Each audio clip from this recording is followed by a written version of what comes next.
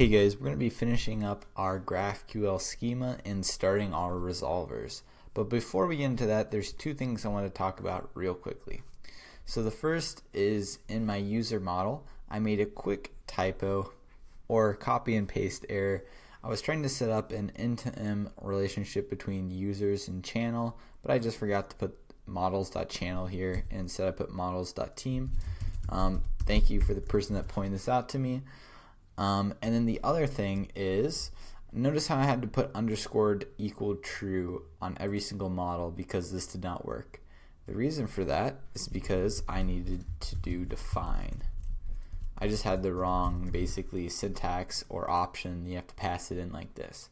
So now I can just go in and remove underscored from my user, from my team, from my message, and from my channel. So I don't have to have it in all those places anymore. That's not necessary. All I have to do is define underscored, and now they're covered. Okay, so that's all good. Now we're going to hop into our schema. So right now our schema, we have one file for the schema, and we have one file for our resolvers. And this is fine for small GraphQL projects. But as someone pointed out in the comments, as this grows, as we get more resolvers and more schemas, this is not going to scale well, and it gets really messy really quickly.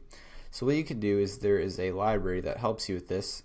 What you can do is you can split up your schema into smaller files, and so that's what we're going to do. So it's called merge GraphQL Schemas.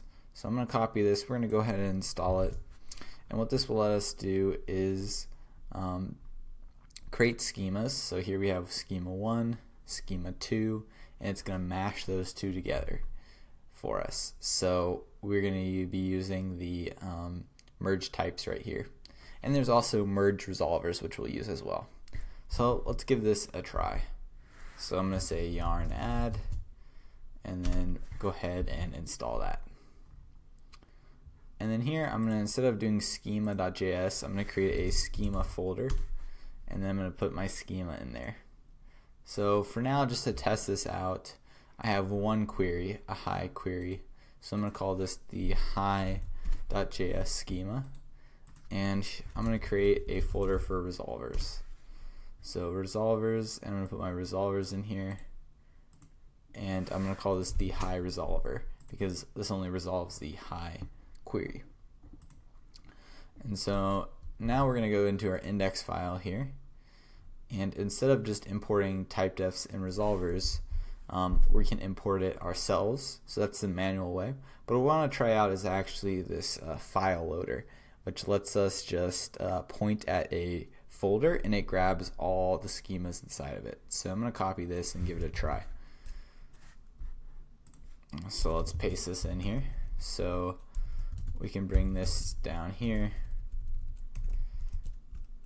So I'm going to call this const types is equal to file loader, and we're going to do this from our schema.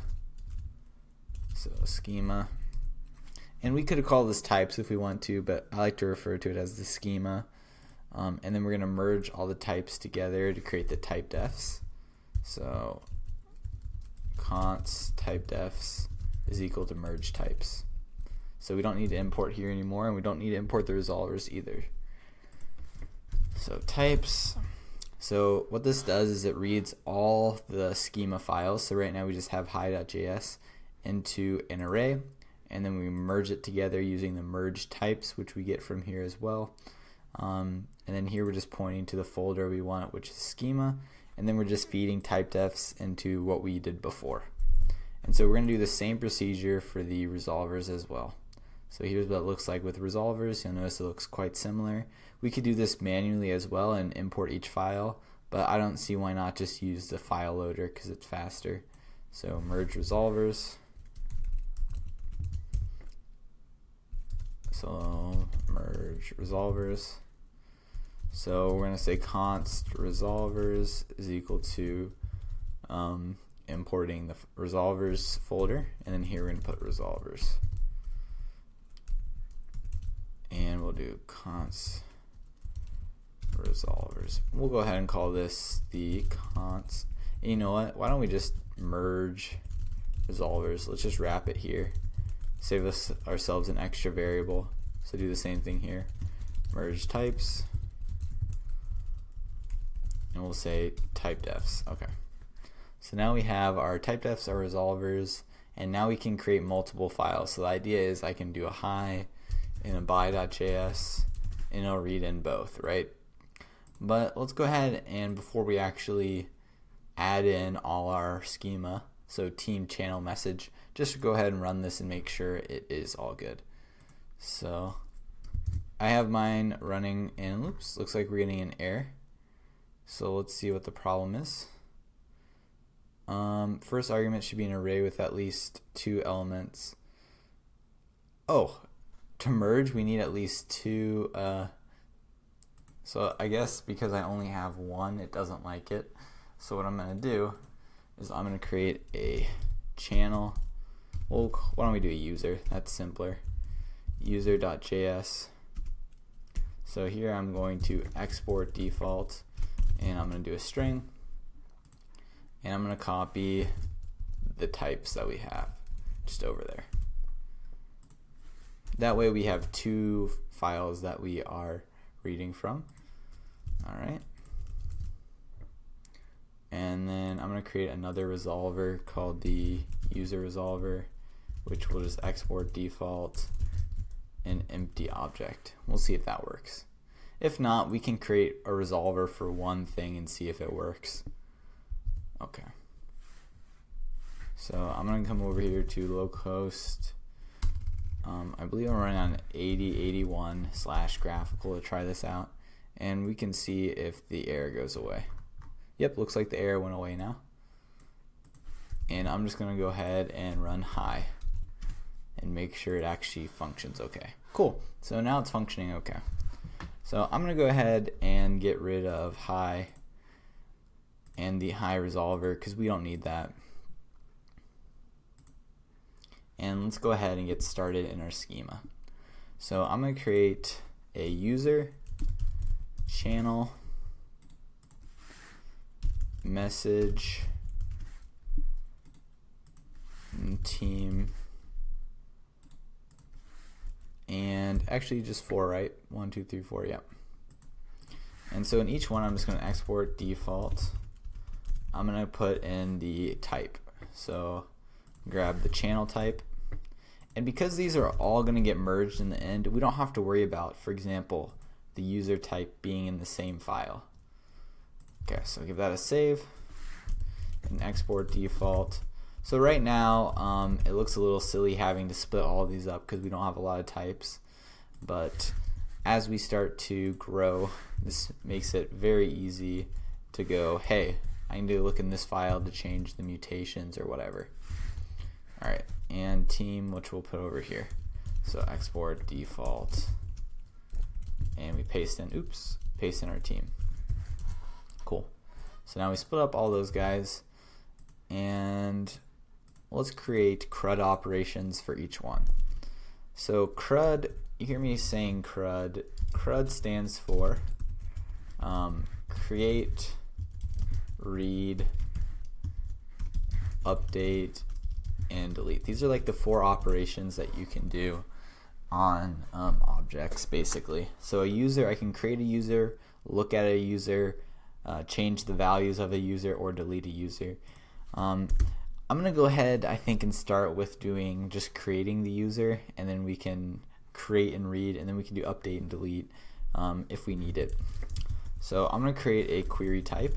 So type query, and we'll have create user. Create user we'll have for now. We'll probably replace this with like a register function, but just to make sure everything is working. So this will return a user. So we're going to take in a username,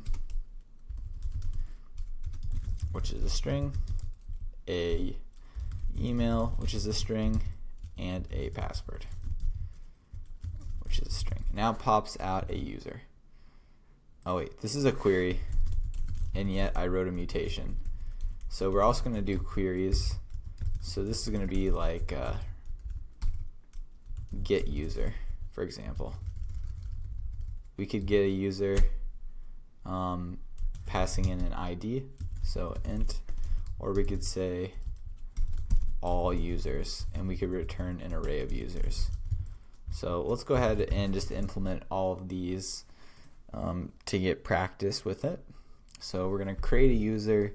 I think these are all the variables we need, and we're going to return the user that we created, and we're also going to get user and have all user. Okay. Later on we will replace this with register. So now in our resolvers we want something that matches.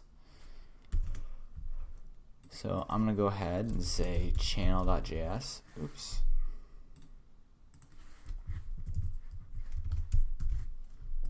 And for now we're going to export defaults that, and we can create a team.js, export default and empty, and finally message.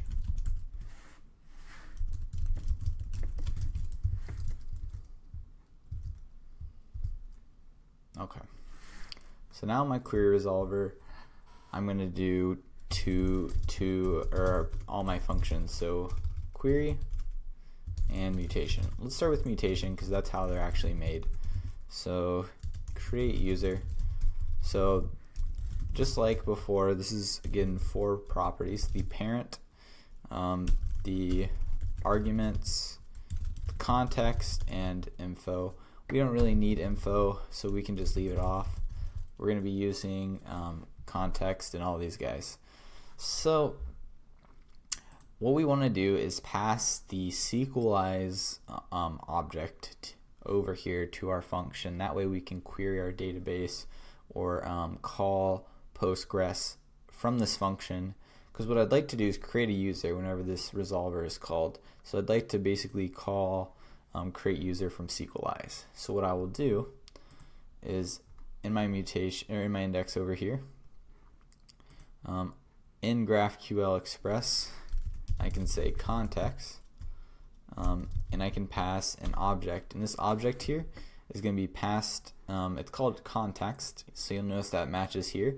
So that's going to be passed as an argument to our function. So here I'm going to put models.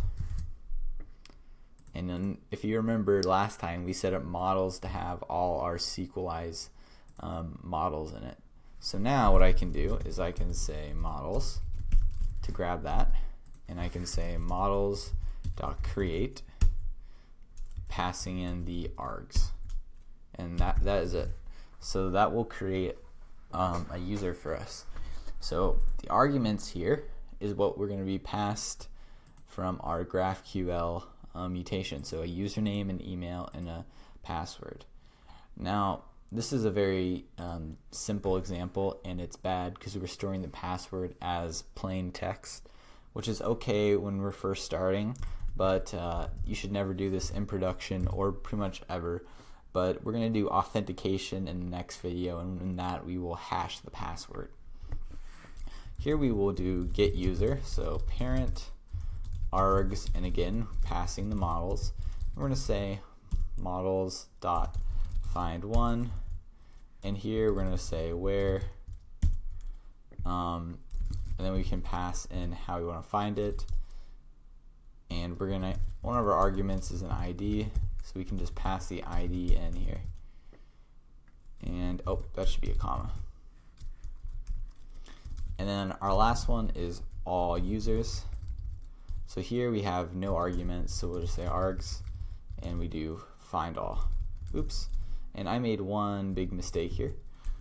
This should be models.user, right? Because we have to tell it which model we want to use. So the name here, I'm using uppercase U, user. This corresponds to what I name it here in my models. So I called it uppercase user. This references the user model, and the user model is /users, which we made right here. Alright, so let's see if we're having any problems with our code. We should have everything. We go to terminal over here. It looks like everything's running. Let's go ahead and see if we can create a user. So mutation, create user, and we're gonna have to refresh because it's not auto-completing for me. So create user, and username, first user, email at email.com, and password super secret. So I'm going to go ahead and create that. We create our user. If we wanted to, we could ask for more fields back, right? I could get a username, email. We said you had to have a unique username and email, so you notice we got an error there because they weren't unique. Right, again, we get the values back. You'll notice teams won't work right now. Basically, this is a flawed version of how query and mutations work. We're just getting something simple set up so we can then expand on it later. So let's try getting the user. This has a user ID of 3, so I can say ID 3, and I can ask for the ID, username, email. Cool, so we got the user back. Now instead of get user, we can say all users. All users is required but not provided. Okay, so let's go back to the schema. I think I accidentally, So we don't want to pass any oops. There's no parameters that we want to pass to all users, so this is how we specify a query where we want no arguments. So now I can run this again. We got no users. Oh, I forgot to take off force true, so it just dropped the database. So since we have our models in a good place, I'm going to go ahead and take force off so we don't lose all our data types. So I'm going to Control Z and go back to where I created users and just create a couple more users. So create that and that. So now we have 2 users, and I can say all users, ID, username, email. Alright, cool. So now all that's working how we expected. Let's go ahead, and the user here is not what we want. The user, mutation, and query, these are not going to work very well because there's 2 problems. This teams is not given to us, and that's something we're going to deal with later because grabbing the teams is more complicated, and we basically either have to do separate query to get it or do a join on the table since this is in a different table. What I want to do now is just go into team and channel and do those because we can do more of those right now. So mutation, so type mutation, we're going to say create team. So when we create a team, we really just have to give it a name, which is going to be a string. And when we return, and really what we could do is we could just return an OK, right? We could just return a Boolean of whether the team gets created. And that's an acceptable way to do it if we don't care about getting the object back. So we can just do that if we want to. And then our query, do we want to query it right now? We'll worry about queries in a second, I think. So we have a create team, and you'll notice how I'm not specifying the owner here. So I'm going to come over here to the team, and I don't know if you guys caught this, but you notice how I put type mutation here and type mutation here. The library auto merges those together, so there's one mutation. And so same thing here. So I'm going to say mutation create team, and this is going to merge with the user resolver over here. So here we're going to have parent args context, and so we really care about the models. We're going to say models.team.create, and we want to pass. Well, this is not going to work, and I'll show you why. We're missing an argument, right? So if I tried to come over here and I said mutation create team, and I have to refresh, create team, name my first team. Oh, we forgot to return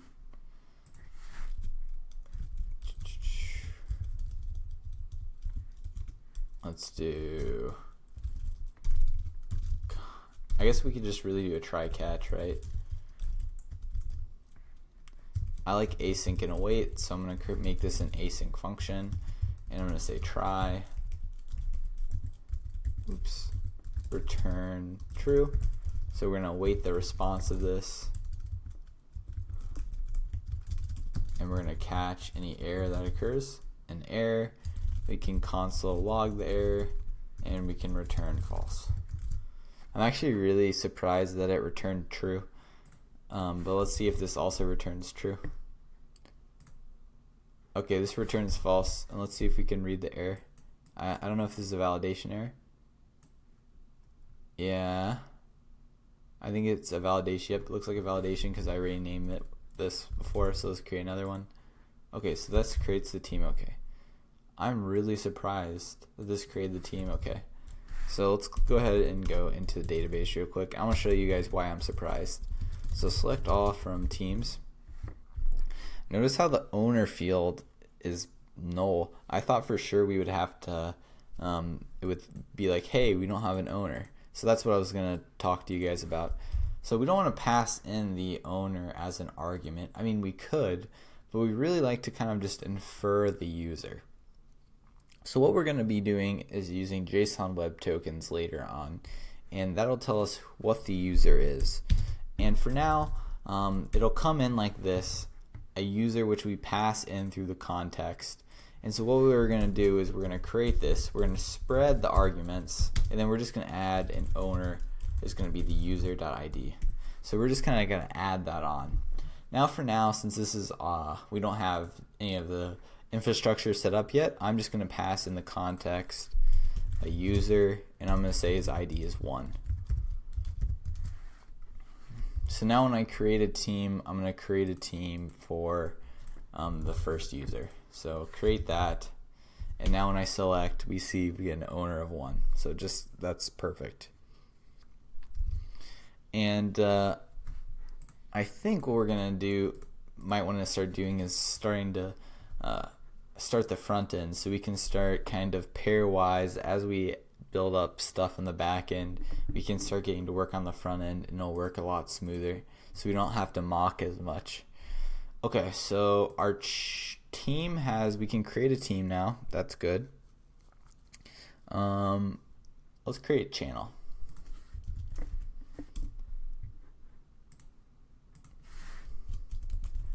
I think for our application, we actually only need like one or two queries, and I'll talk about that in a second. Let's do, so for a channel, there's going to be create channel. This is going to have a name. We'll also pass the team ID, because remember how we said that channels are inside a team, so we have to specify the team that the channel's inside of. So this will be an int. So this is going to be a name, whether it's public, so public boolean,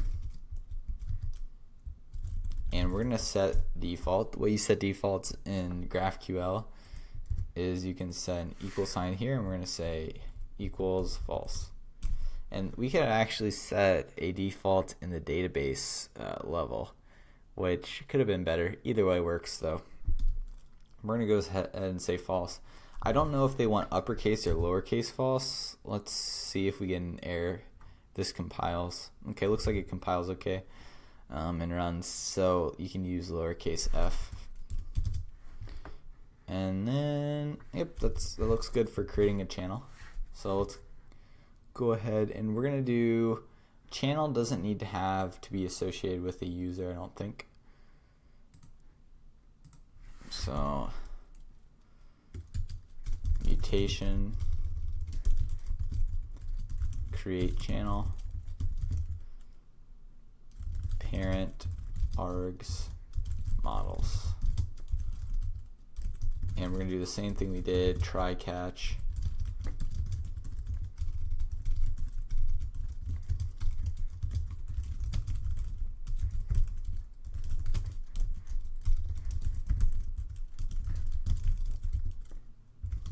and we're going to await the response of models dot, this is a channel dot create. And this one, I think we can just take the args. We select the channel, we can see what channels, name public. So we're getting the team ID in and the public.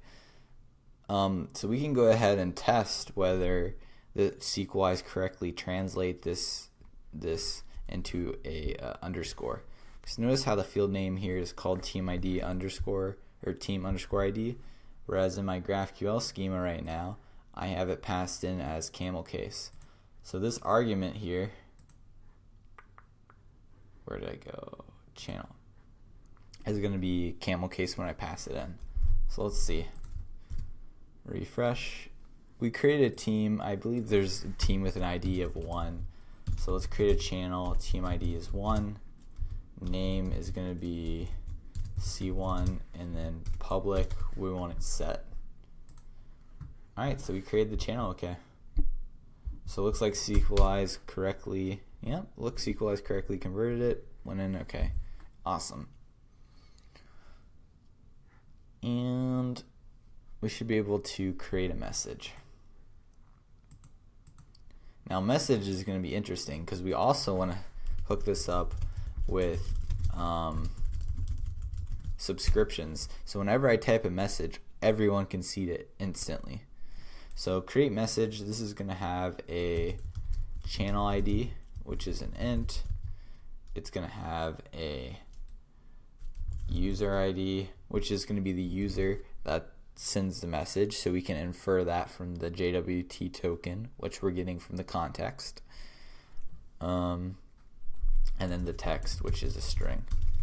And none of these things can be null, so I put bang signs, and we can just return a boolean of whether it worked. And I'm just going to go ahead and copy this because we're basically doing the same thing, except instead of create channel, we're going to create message. And here we're going to get models and user, and we're going to do channel dot, not channel, message.